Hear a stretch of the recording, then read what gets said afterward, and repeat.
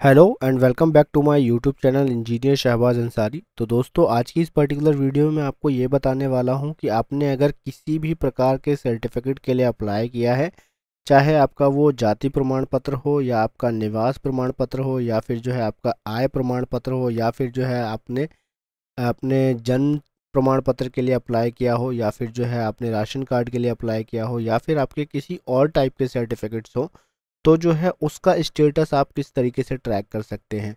तो ये particular process रहने वाला है बिहार के लोगों के लिए, और जिन्होंने जो है बिहार की सर्विस प्लस की वेबसाइट से जो है इन पर्टिकुलर सर्टिफिकेट्स के लिए अप्लाई किया है, चाहे उनका इनकम सर्टिफिकेट हो, रेजिडेंशियल सर्टिफिकेट हो, कास्ट सर्टिफिकेट, बर्थ सर्टिफिकेट हो या फिर जो है आपका राशन कार्ड हो या फिर और कोई मल्टीपल सर्टिफिकेट्स हैं, जैसे कि आपके इनकम सर्टिफिकेट में ही जो है अलग अलग लेवल के सर्टिफिकेट्स हो जाते हैं, या फिर आपके कास्ट सर्टिफिकेट में जो है creamy layer non creamy layer certificate हो जाता है।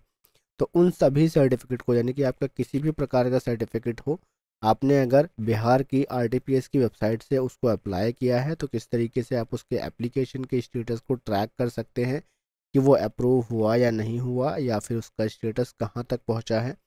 तो उन सभी चीज़ों को चेक करने के लिए जो है सबसे पहले आपको जो है बिहार की सर्विस प्लस की ऑफिशियल वेबसाइट के ऊपर आ जाना है, जो कि serviceonline.bihar.gov.in है। इसका लिंक जो है मैं आपको डिस्क्रिप्शन बॉक्स में प्रोवाइड करा दूंगा, वहाँ से जो है आप क्लिक करके इस वेबसाइट के ऊपर इजीली आ सकते हैं।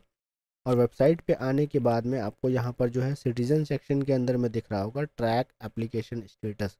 अगर ये वेबसाइट आपके सामने जो है ना हिंदी लैंग्वेज में आती है, तो आपको यहाँ पर जो हिंदी देख पा रहे होंगे इसके ऊपर यहाँ पे इंग्लिश लिखा हुआ होगा।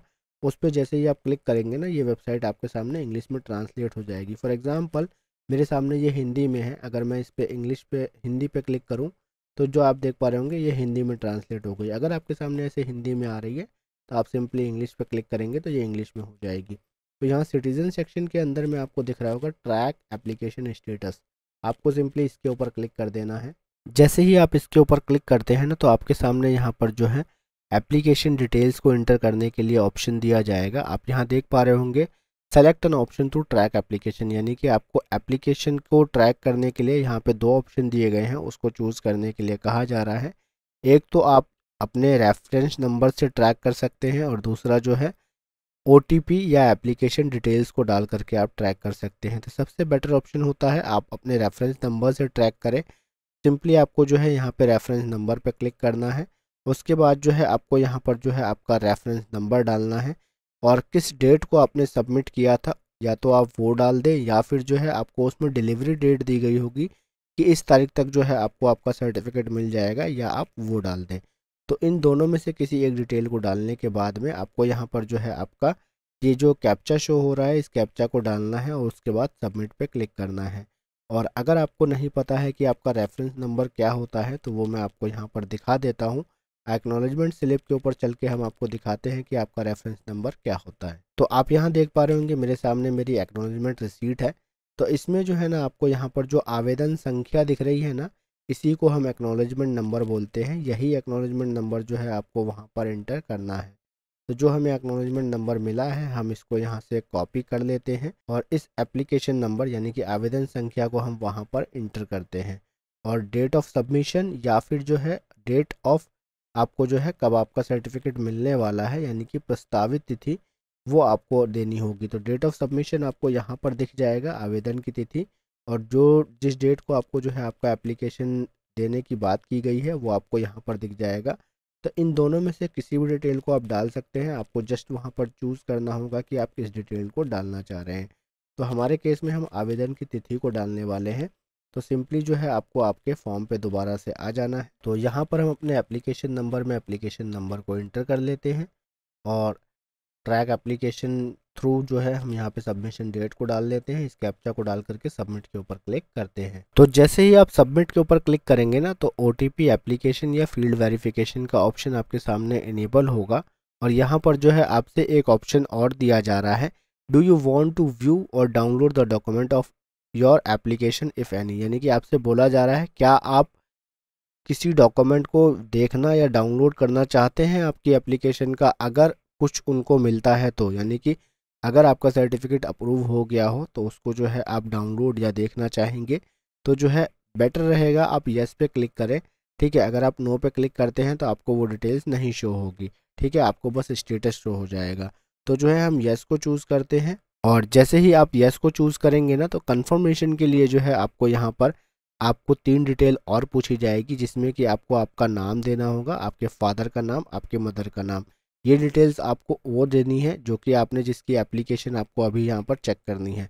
तो हम फटाफट से इन डिटेल को फिल करते हैं, उसके बाद सबमिट के ऊपर क्लिक करते हैं। तमाम डिटेल्स को इंटर करने के बाद सिंपली आपको सबमिट के ऊपर क्लिक करना है। तो जैसे ही आप सबमिट के ऊपर क्लिक करेंगे ना, तो आपको यहाँ पर आपका एप्लीकेशन का स्टेटस दिख जाएगा। आपको यहाँ पे दिख रहा होगा your application has been accepted and send to the concern official, यानी कि आपकी एप्लीकेशन को एक्सेप्ट कर लिया गया है, और जो उसके लिए कंसर्न ऑफिशियल है, यानी कि जो उसके लिए रिलेटेड बंदा है या जो उसका काम करेगा, उसको भेज दी गई है। Please click here to view acknowledgment slip, यानी कि एक्नॉलेजमेंट स्लिप तो हमने आपको ऑलरेडी दिखाई दी, जिसके थ्रू जो है हमने आपको बताया था कि आपको आपका एक्नॉलेजमेंट नंबर कहाँ से देखना है।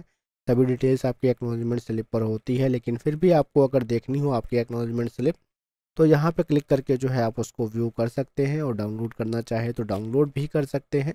और अगर आपको जो है सबमिटेड एप्लीकेशन फॉर्म आपको देखना हो, जो कि मैंने इससे पिछली वीडियो में आपको बताया था, जिसमें कि मैंने आपको बताया था किस तरीके से आपको इनकम सर्टिफिकेट के लिए अप्लाई करना है, तो वहाँ पर जो है एक्नॉलेजमेंट स्लिप के नीचे मैंने आपको दिखाया था कि एप्लीकेशन फॉर्म आपका किस तरीके से शो होता है, यानी कि जो आपने ऑनलाइन फिल किया है, डिटेल्स को डाला है, वो फॉर्म भी ये आपको साथ के साथ दे देते हैं डाउनलोड करने के लिए। तो उसको आपको देखना हो तो आप सिंपली इसके ऊपर क्लिक करके देख सकते हैं। तो अभी जो है इसका प्रोसेस जब आगे बढ़ेगा, तो वो प्रोसेस भी जो है हमको यहाँ पर शो होगा कि किस किस तरीके से बीएलओ के पास असाइन हो रहा है। उसके बाद फील्ड वेरिफिकेशन हो रहा है, और एप्लीकेशन जो है आपकी जो है सबमिट होती है, एक्सेप्ट होती है, रिजेक्ट होती है, वो क्या प्रोसेस रहता है, या फिर जो है वो किसी डॉक्यूमेंट की कमी के कारण जो है उसको रिजेक्ट करते हैं, या आपको अपलोड करने के लिए बोलते हैं, या ईमेल करने के लिए बोलते हैं उस डॉक्यूमेंट को। तो वो सभी इन्फॉर्मेशन आपको जो है आगे आपके जब ये प्रोसेस आगे बढ़ेगा उसमें देखने को मिलेगी।